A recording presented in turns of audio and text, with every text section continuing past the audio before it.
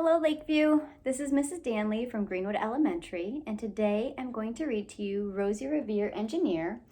The author is Andrea Beatty and the illustrator is David Roberts.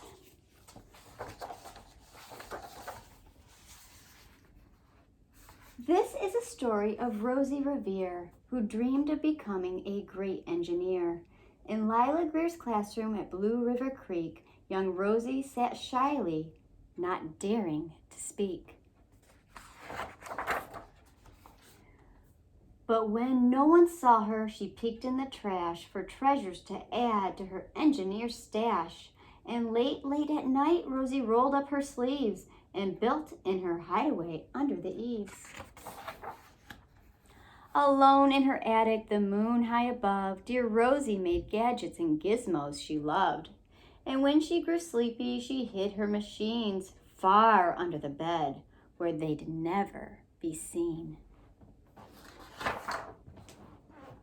When Rosie was young, she had not been so shy. She worked with her hair swooping over one eye and made fine inventions for uncles and aunts, a hot dog dispenser and helium pants. The uncle she loved most was Zookeeper Fred. She made him a hat to keep snakes off his head from parts of a fan and some cheddar cheese spray, which everyone knows keeps the pythons away. And when it was finished, young Rosie was proud, but Fred slapped his knee and he chuckled out loud. He laughed till he wheezed and his eyes filled with tears, all to the horror of Rosie Revere, who stood there embarrassed, perplexed, and dismayed. She looked at the cheese hat and then looked away. "I love it," Fred hooted. "Oh, truly I do." But Rosie Revere knew that could not be true. She stuck the cheese hat on the back of her shelf and after that day kept her dreams to herself. And that's how it went until one autumn day, her oldest relation showed up for a stay.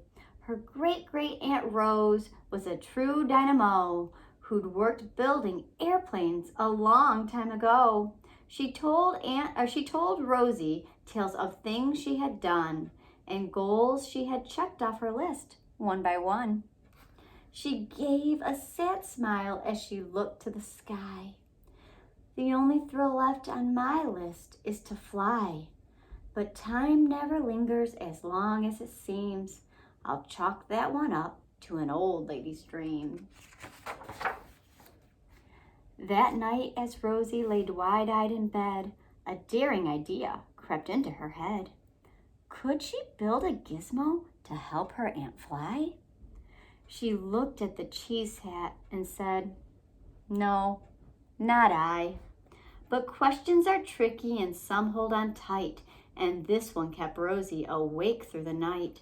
So when dawn approached and red streaks lit the sky, young Rosie knew just how to make her aunt fly.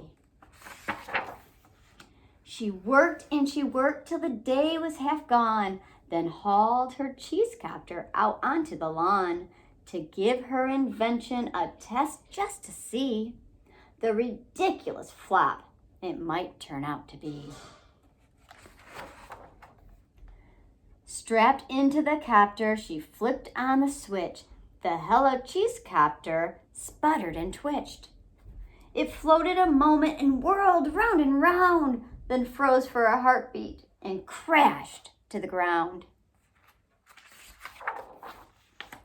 Then Rosie heard laughter and turned round to see the old woman laughing and slapping her knee.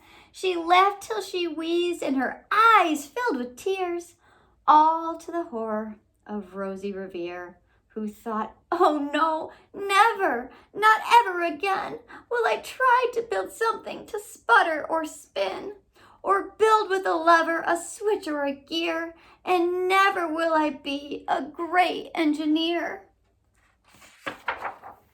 She turned round to leave, but then great-great-aunt Rose grabbed hold of young Rosie and pulled her in close. and hugged her and kissed her and started to cry. You did it! Hooray! It's the perfect first try. This great flop is over. It's time for the next. Young Rosie was baffled, embarrassed, perplexed. I failed, said dear Rosie. It's just made of trash. Didn't you see it? The cheese copter crashed. Yes, said her great aunt. It crashed, that is true. But first it did just what it needed to do. Before it crashed, Rosie, before that, it flew. Your brilliant first flap was a raging success. Come on, let's get busy and on to the next. She handed a notebook to Rosie Revere, who smiled at her aunt as it all became clear. Life might have its failures, but this was not it. The only true failure can come if you quit. They worked till the sun sneaked away to its bed. Aunt Rose tied her headscarf around Rosie's head and sent her to sleep with a smile ear to ear to dream the bold dreams of a great engineer. At Blue River Creek, all the kids in grade 2 build gizmos and gadgets and doohickeys too. With each perfect failure, they all stand and cheer, but none quite as proudly as Rosie Revere. So I love this book because it teaches perseverance and to learn from your mistakes, because you know what, not everything's perfect and we can learn from it and make it better each time. So I hope you all are having a wonderful day, and hopefully I will see you soon.